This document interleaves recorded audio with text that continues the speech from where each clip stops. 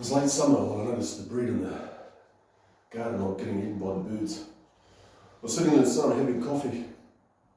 And I looked down and I saw him, his beady little eyes looking at me, snouty little nose, and his worry little tail shaking in the wind. That's right, dirty invader, dirty stinking rat. He looked at me as though to say, "Fudge you, man, I'm the new kid on the town, taking over this block, and you're nothing you can stop me." I left for work, didn't think much of it.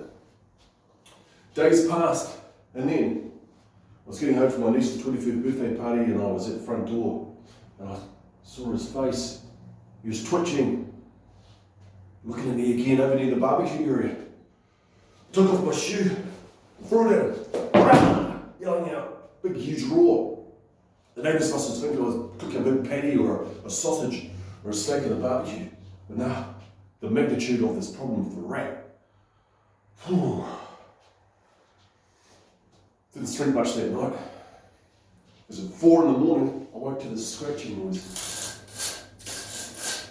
The gnawing of the wood, sharpening his teeth. The little beggar was inside, up in the ceiling. A catastrophic event could be happening.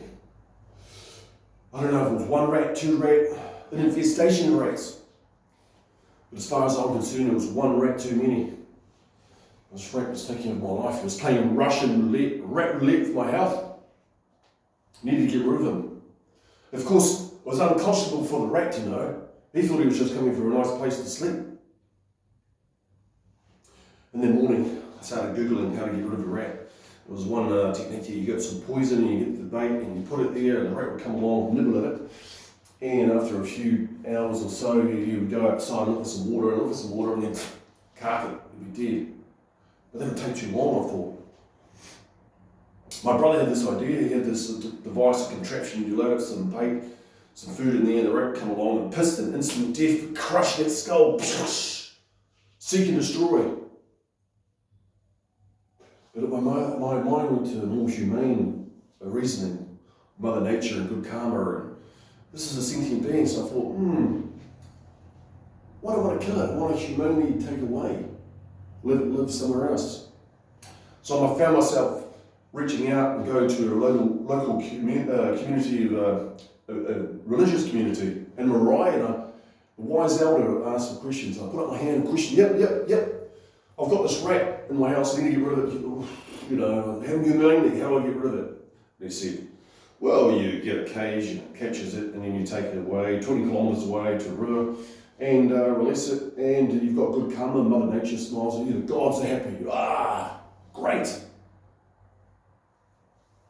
On my way home, I went to my 10 stop there and went and found this rat cage. It was like a shoebox with wire mesh around, and there was a platform the rat would stand on. Once it goes and hits the bait, caught it, take it away. You see, rats are neurosensitive, meaning anything you touch, you've got the scent on, they won't go near it, anywhere near it. So I had to get a tissue, pick it up by the handle, and take the cage to the teller, and she started to scan it and almost touch. No, don't touch it. No, ear points, no. She's very neurotic about it. Just get it back home, safe.